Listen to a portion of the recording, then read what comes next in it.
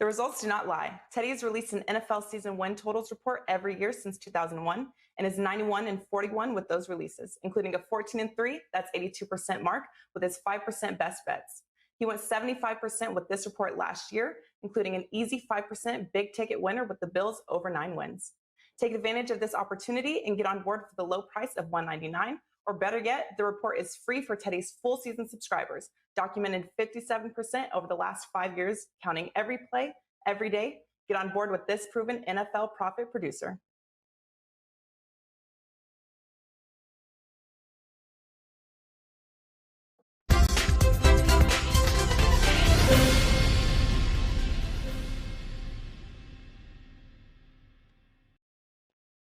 All right, guys, welcome in here, the Friday edition of the NBA Tip-Off Show. And as our good friend, the man behind the scenes, pulling all the strings, Robert would say, Houston, we have a problem, certainly for the Milwaukee Bucks, as we are here to talk about game number 3 on Sunday.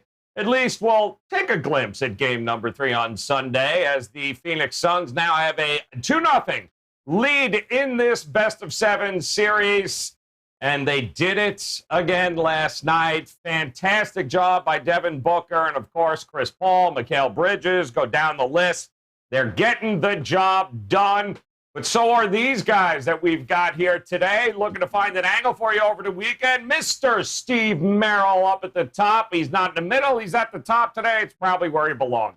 And, of course, there is Tony Finn. Absent in the middle would be our Friday edition of our good friend Kevin Dolan, who usually is Switzerland anyway, so we thought, why not just put up the damn flag? No point in having him sit there and hang on that fence. So, Merrill, welcome in, my man. How's your week been going, and how are the playoffs or these finals treating you thus far? 1-1 in the finals. Had the Bucks in game 1. I thought Giannis was coming back, and I got a nice number at +6. I put it out early. But I actually came back with the Suns last night. You know, a lot of people felt trapped for that zigzag. It looked really good. And historically speaking, Class A teams off a double-digit loss, road dog game 2. I mean, that's been well over 60% for decades. And this is probably one of the few times I actually faded it. But one thing that jumped out at me about game 1, Joe, was that, yes, the Suns had a huge free throw advantage, but that was at home. Nothing misleading about that. But the Bucks actually made more threes, and I think they were like 15 points from 3, and they still lost by 13. That was a real red flag for me. Didn't like the matchup, and I came back with the Suns last night, and it worked out. We'll talk about game 3 here in a moment. Obviously, everything changes now heading back to Milwaukee, and it'll be a different handicap this time. Yeah, it's and those that grabbed, I don't know, maybe 9 points in game there for the Bucks. Gotta love that late foul by Pat Connaughton there, Tony Finn. So double-digit win any which way you cut it. Now, you were on the show yesterday, Tony Finn. You had said that you thought that certainly Phoenix has the upper hand, has the personnel, and maybe a little bit more versatile than what Milwaukee has. And listen, they beat him in a different way yesterday. Not a whole lot in the paint, but certainly from the perimeter, they did their job, and now they're up 2-0. Yeah, I mean, it's the game fell according to plan for me. I had a nice that prop I have with Phoenix at plus 121 plus. I had both for game 1 and game 2, and just fell a little bit short on both those. Fell short a 3-point jump shot. It's funny that you say some of those. Here's the deal. This series so far has been more, I think, about it's been more about Milwaukee and what they haven't done, I think, than it is about the Suns. I mean, the Suns are getting the accolades. Obviously, they've won, and the winners get the accolades typically. So the fact is that is it surprising to anybody here? I guess Ski's not in the building, but Merrill, you, Joe, that Milwaukee's gotten as far as they've gotten. I mean, if you look at their numbers, they've shot. This is a team that shot 38% from distance during the regular season. They're shooting 31% as a team, throughout the playoffs, and they're listen against the Suns. They're plus the net. Their plus minus is a plus with the Greek on the floor. Okay, without the Greek on the floor, they're almost minus 30.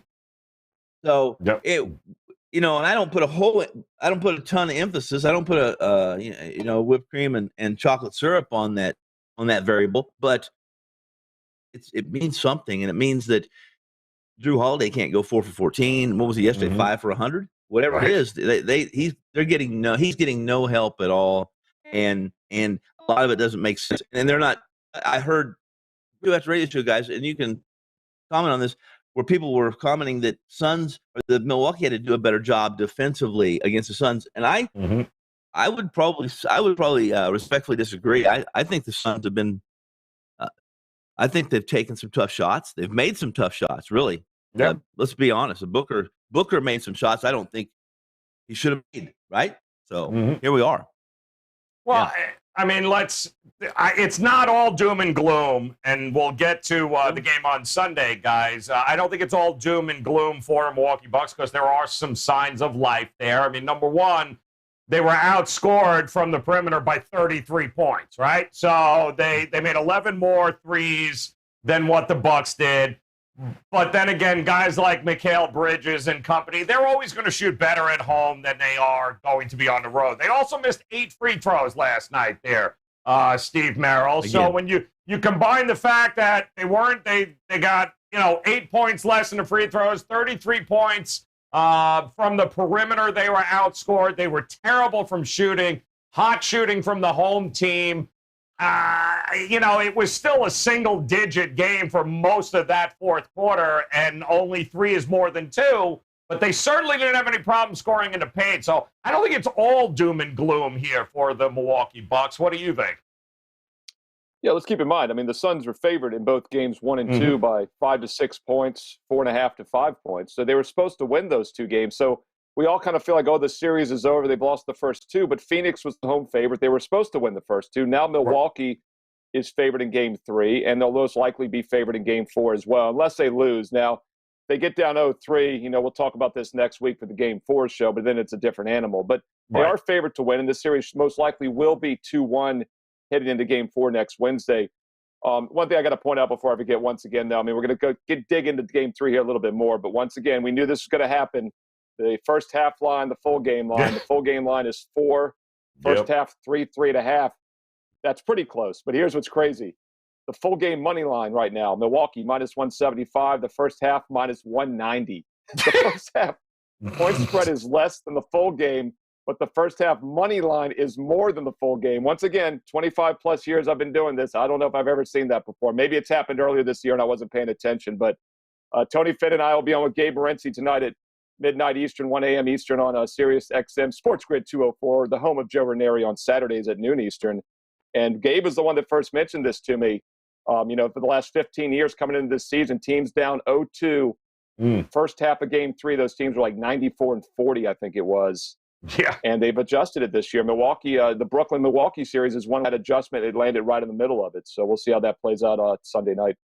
Yeah, I mean, listen, well, let's take a look at the opening line here, because you mentioned some of those money line for the game. Full game first half is crazy. It opened up 3.5 full game there for the Bucks. A lot of shops got pushed up to, it looks like 4 seems to be a pretty common number. The total also continues to creep up in this series.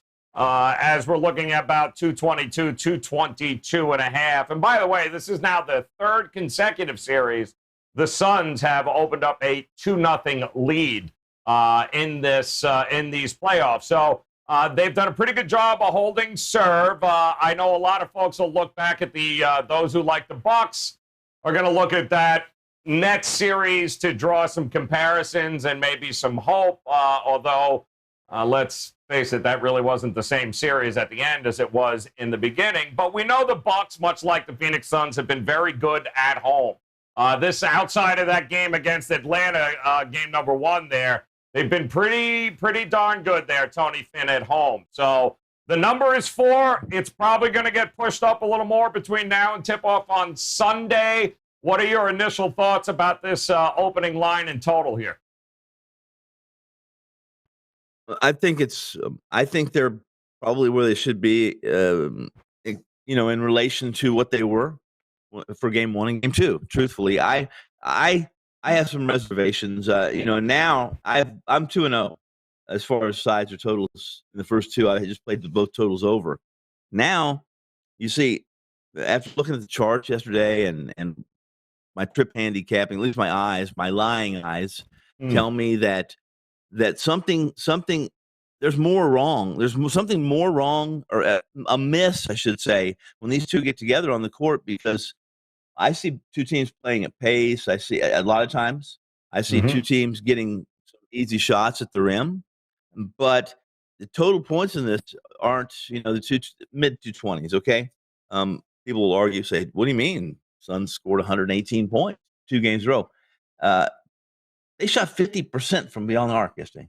Yeah. 20 for 40, right? Mm-hmm. Yep. And they hit, and they didn't go to the line as many times as they did in game 1. There's a caveat to maybe the total, but I felt like yesterday was a really good chance for me to catch that 3-1, 3.5-1 team prop. And again, midway through the third, I thought I got this. Fourth quarter of 10-9, I think I got this. And then all of a sudden, I don't know. I'd like to hear you guys' take on this, maybe Merrill and you, Joe. Maybe it's that lull. There's a little thing when the Suns have that lead with about 4 or 5 minutes to go in the fourth quarter. If they have an 8-10-point lead, man, they're going to pass up on a layup to run clock. And you saw it yesterday. They have a wide open, and they were threes, but you saw late in the game, I'm still trying to catch this. I'm having my margarita, and I'm still trying to somehow talk Milwaukee into fouling, with 5 seconds to go and they're down by 8. Please foul, because I want this 121 points. Right. I know I'm not going to get it, but the Suns they are a Chris Paul team in that fourth quarter. If he's on the floor, man, it is. This is my ball. Don't come near me. I'm taking it. I'm going home. You're not. We won, and we're not shooting the ball. We're not. Although he was miserable, man. In the final 2 minutes, he must have had 5 turnovers. In the final 2 minutes of that game, I thought it was very, very. It was just a strange ending, in my opinion. So I don't know. I would be under now. I would be leaning to the under with a total of 223. What is it right now? It's 222.5, and there's going to have to be some sort of defense adjustment there, Steve, or maybe not here at this point. Let us not forget, it's nice that you're up 2-0 and that you've done this before in the playoffs, but I can't think of 2 teams that have less NBA Finals experience than what these 2 teams have. For the most part, I mean, everyone's in love with Chris Paul, but let's be realistic. Chris Paul never been here before. Giannis never been. A lot of these guys have not been here, and it's one thing to win games at home where you're used to. It's a whole different animal in the NBA Finals to have to do it on the road, right? And how many times have we said it this playoff? And there you go. I mean, look at this. You want to talk about fewest combined NBA Finals experience. I mean, look at this. We're talking next to 0 here across the board for these 2 teams. Right. And, Steve, it matters because you're going to have to win a game on the road at some point, aren't you? Yeah, one thing about the total, let's keep in mind the 2 regular season meetings, pretty much everyone played in those games, 249, 255 for the 2 overs. Yep. Those totals were priced at 226.5 and around 232 for the April game in Milwaukee. So now 220, 221, 222, still nowhere near where those 2 regular season games were priced, and they both soared over. So they're now 4-0 to the over in the 4 meetings this year. Both teams went over in their final 2 games of the last round, so they both enter on 4-game streaks to the over. Rob Vino had mentioned a few weeks ago the Suns, surprisingly, a very quiet, good defensive team this year, and I do agree with that, but they've been playing some overs recently. And then, of course, it's all about matchups. The NBA is always about matchups. And you look at these matchups, like when the Bucks have made their runs and been at their best, it's when they take Lopez off the court and they go small ball. He just can't hang with them right now, quickness-wise. They put Giannis at the 5, and they can compete. So you got to figure down 0-2 back at home, the Bucks are going to do what's been working for them, which means you might see some more small ball there. So it's kind of hard to make a case for the over, even though both teams have shot pretty well for the most part from 3-point range. But a lot of the things are open looks, and a lot of the baskets down low are easy looks. So, yeah, right now it's been a dead over series so far. Yeah, and listen, if I'm a Milwaukee Bucks backer, what we saw last night from Giannis, I'm not worried about his knee. I mean, that was about as dominant a performance, exactly the kind of performance we were hoping to see from them. And you got to believe, listen, Mikal Bridges ain't going to drop 27, right? It's not going to happen on the road. These younger guys, especially off the bench, kind of hard to say, oh, they're going to do exactly the same that they did at home. As bad as they shot, as bad as Holiday was in Middleton yesterday, as great as Giannis was, you got to think that once those shots start falling down, Milwaukee at home, they've been here before. They've done this before. You got to like them in this situation, both first half and full game, Steve. Don't you? Even though the number is a little wonky there. But the reality is, if this is going to be a series of 5 or, of 6 games at least, it's got to start with game 3 because, like you mentioned, that's a different animal if we're talking 3-0 heading into next week. Yeah, and keep in mind also, as I talked about earlier, the odds makers have caught wise to the fact that teams down 0-2 have been great first-half plays in Game 3 the last 15 years. And it was the Milwaukee-Brooklyn series. I believe it was one of the games in that series. It was one of the Brooklyn series. I think it was Milwaukee because Gabe Morency and I were talking about it that night. And I remember the line was 3 at most spots, and FanDuel had it at 1.5. 1.5. It landed at 3, and the game was 3.5. And it might have been a Utah game. I forget which game it was, but we won a couple weeks ago. And that's a perfect example of what happens when we're talking about these angles on Sports Grid Channel 204 right here on Wager Talk TV. Everybody else knows about them, including the odds makers, and they're being priced into the market. So I don't think it makes a lot of sense to play the first half at minus 3.5 if you like the Bucks. Meanwhile, if you like the Suns, I'd probably take the plus 3.5 in the first half instead of the plus 4. I just think it should be 2.5 maybe. It's been an over-adjustment based on that trend. Hard to believe they were still only, they were single digits in that fourth quarter for a stretch, and 20 of 40 from 3 is just mind-blowing there, Tony. It really is. They should have won by 30. But Milwaukee, listen, lost by 39 against the Nets, came back. The sad part is we're still probably just an injury away from a totally different series, and that's just the reality of the NBA right now. But good to see Giannis going to the record books. Look at those numbers we had. I think he scored, it's the first time since Michael Jordan in the playoffs that we've seen a dude drop 20 in a quarter as well. Plus he's joined, O'Neal, Hakeem, Kareem. I mean, that's a pretty impressive, Elgin Baylor. That's a pretty impressive group. We are seeing some great individual performances. We're also seeing an absolutely fantastic group effort by this Phoenix Suns team led by Chris Paul and Devin Booker. But can they do it on the road? And it's going to be interesting because what happens, Tony Finn, and we've seen this, what happens if they do lose, right? They have not lost yet in this situation here. So can they get the job done in Milwaukee, in your opinion here? Or are you going to strictly look at this game from a total perspective? Well, first off, I would say Steve mentioned those 2 totals during those were regular season games where they did fly over, and they were both high-scoring games. One of those games went to overtime, so there's some points there. And in both the situations, it was almost the game was almost an aberration to a degree because both teams shot almost 50% from the floor and from distance, and they both went to the line a minimum. One went to the line, I think, on average. I think the Bucks went to the line on average of 30 times in both games. The Suns 24. Big difference. Yesterday the Suns had 1 free throw attempt in the first half. 1. There was so much talk about at least we heard it from Ski. He's still kind of sour though about the Suns beating up on his Lakers. So if you hear anything out of Ski's mouth about the Suns, it's probably not accurate. Well, listen, you mentioned, we had talked some props too as well yesterday, and to Tony Finn's credit, he was about the over. He was about the over in pretty much all of the megastars props there, including, you had Paul, you had Giannis. I mean, Giannis what was his point prop? 26? I mean, it was absurd. Steve, I don't know when it comes to the props and those guys. Do they have an answer for Giannis? Anything under 30 points in a must-win game, it's like, just give me the over on Giannis. I don't care what the number is.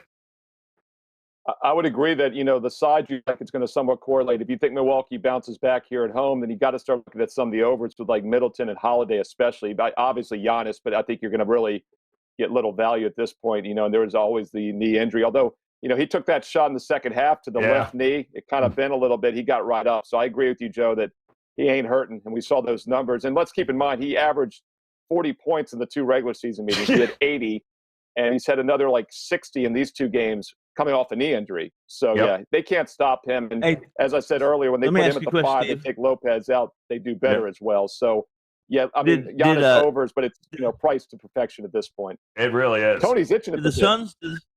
Did the Suns close out all their series on the road? Now, you guys were talking about this game 3. I think, and I'm trying to pull it up for some reason. I'm not connecting, but I think that they have 3 series wins. They're all road wins, are they not? Well, the only game that they would not have been at home, and that I think is Utah, right? Because that was they were the 1 seed, and Phoenix they closed was the 2. They closed out the Lakers, Denver, and the Clippers on the road. So on the road, yes, on the road. Yeah, he is correct. Okay, yeah. All right, yeah. Yeah, so listen, so I guess we could put them in that container. They can do it. I mean, they can do it, but it's got to start with this because we know back-to-back losses. It's been a big topic here across the board in a lot of these games. Both of these 2 teams have done a fantastic job of bouncing back from a loss, but here we go again, Milwaukee, in a situation where now you've lost 2 in a row again. Good news is, you're familiar with what you got to do back at home to get the job done.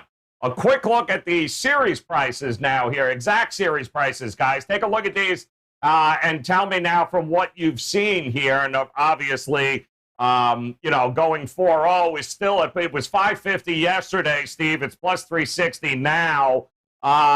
You still leaning towards maybe a 6 or 7 game series, or do you think this is 4 or 5 at best? Well, the problem is what Milwaukee does in Game 3, because historically teams down 0-3 get swept. The Bucks should definitely not get swept because, as we saw, they probably outplayed them last night, even though they were outplayed in Game 1. And they are, almost a 2-1 favorite on the money line. So there's about a 63% chance mathematically that they win Game 3. So it should happen. Whether they cover, of course, a different story. But assuming they just win straight up, that's all they care about. And that means we get a Game 4. I think they win either 4 or 5. I think 6 is probably the magic number. I mean, obviously, that's the one that makes the most sense. And if you look at the odds right now, you get a pretty good payoff on either team in 6. Obviously, I don't think the Bucks are going to win 4 straight. Right.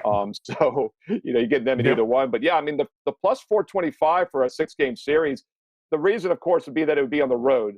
And Tony just mentioned, though, they've won and closed out all 3 series on the road in 6. So, great point. Plus 425 for Phoenix, I think, would be my preferred choice there in 6 games. Tony, we talked yesterday with the numbers. You were a big believer. Give me a half a unit in 4. Give me a half unit in 5. You really did. You were a big believer of Phoenix getting this thing done on the road and not having to come back. So what do you think here? What are we going to see? Well, I still believe. Listen, if there was some evidence that you did a good job outlining it, Joe, and Steve as well. I mean, there's an awful lot of reasons to believe that Milwaukee is going to be competitive more, and they've been competitive for most of the war in Game 2. It really, I mean, it was still a 7-point game late in the 4th. It's a couple of points. So in the NBA, hell, we know there's no lead that's safe in the NBA. I don't care how much time's left on the clock. But again, the Suns just seem to be able to do. There's times when the Suns had to score you guys. Yep. They made them. They just did it. They did it. It's almost like they know exactly. Listen, how many times I saw Ayton laughing as he was taking the ball to the rim.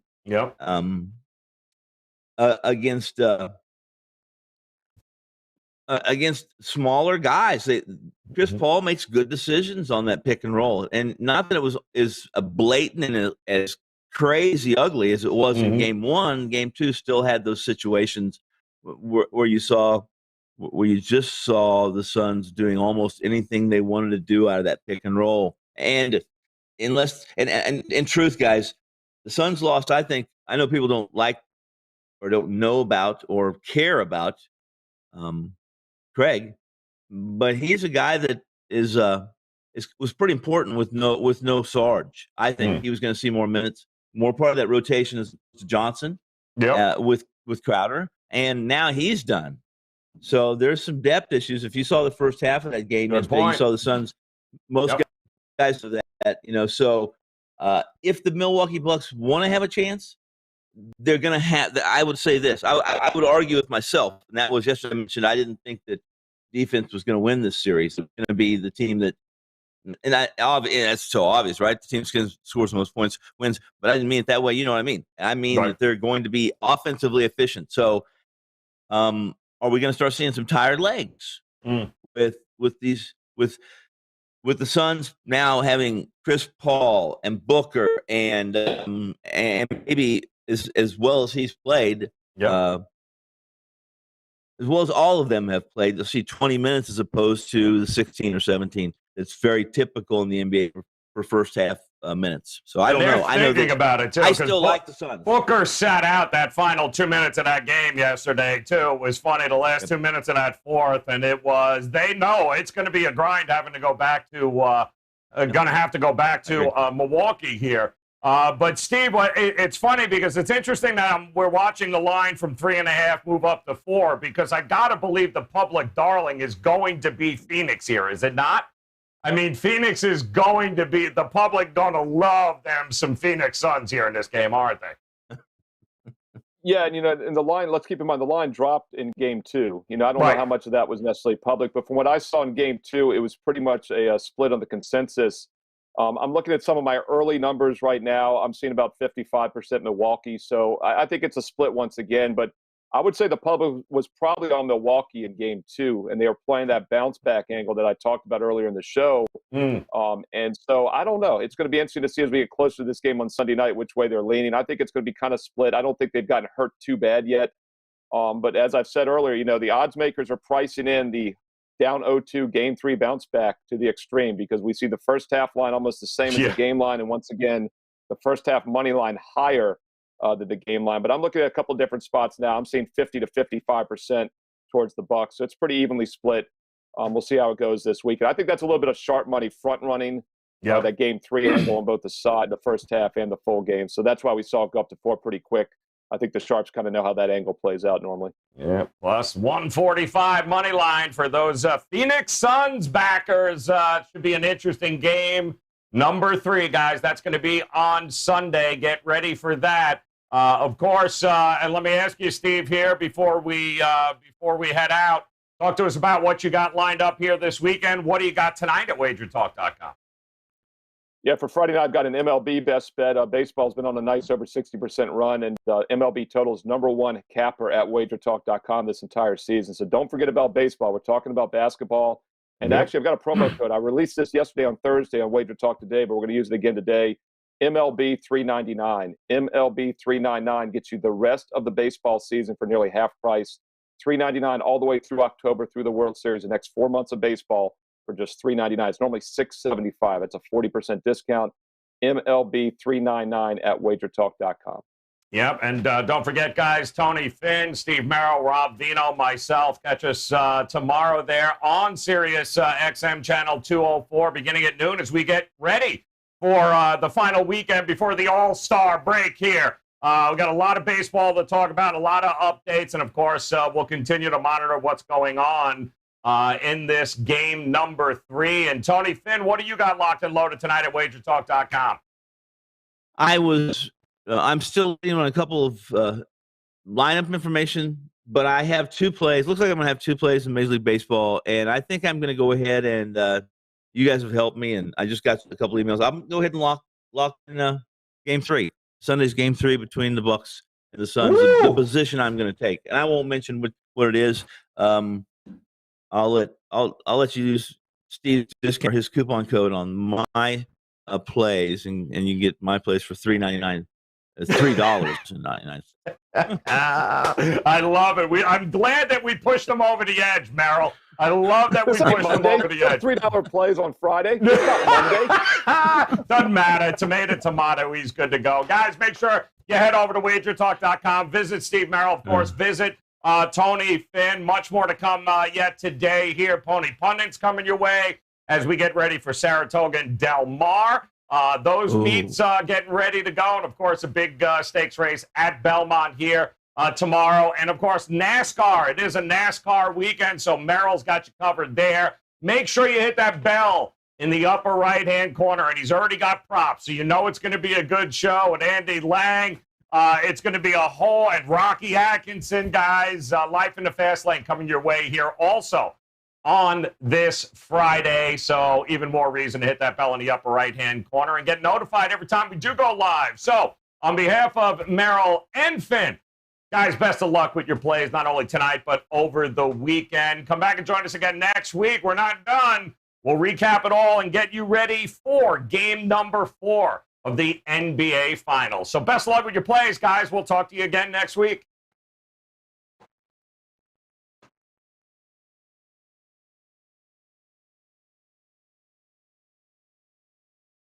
With the WagerTalk one-day Power Pass, you receive every play from every betting consultant for one day at the ridiculously discounted price of just $1.99. What's better than one day of great games? Watching, following, and winning those games. Get your sportsbook edge with the entire WagerTalk team of handicappers with this one-day Power Pass, every WagerTalk expert in every game they release for just one day. Your WagerTalk one-day Power Pass is right here, and it's yours for just $1.99.